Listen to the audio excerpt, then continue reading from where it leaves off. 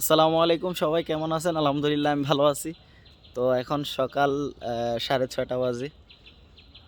গ্রামে গ্রামের বাড়িতে আছি। সকাল 6:30 7টার কাছাকাছি। তো এখনও মানুষ আসলে ঘুম থেকে ওঠে না। শহরও আমরা জানি যে অফিসে যারা কাজকর্ম করে তারা হয়তো বা তাড়াতাড়ি ঘুম থেকে ওঠে, অনেকে একটু লেটে ওঠে। কিন্তু গ্রামেও দেখলাম একই সিস্টেম। গ্রামেও হচ্ছে মানুষ লেটে ঘুম থেকে ওঠে।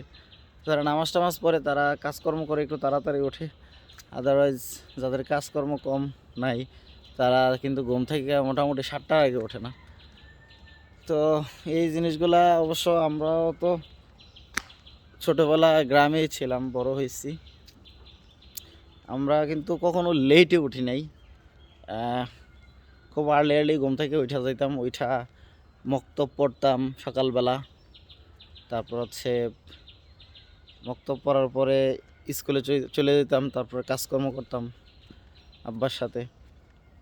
তো গ্রামে এই জিনিসগুলো এখন আর ওরকম নাই। গ্রামও আসলে শহরের সিস্টেম হয়ে গেছে। মানুষ ঘুম থেকে লেটে ওঠে। তো সকালবেলা গ্রামে যদিও শীত অনেকটা কম, মোটামুটি তারপর শীত আছে, খারাপ না। সকালবেলা হাঁটতেছি নামাজ পড়া, ভাল লাগতেছে। পরিবেশটাও ঠান্ডা ঠান্ডা একটা আবহাওয়া, দারুণ লাগতেছে।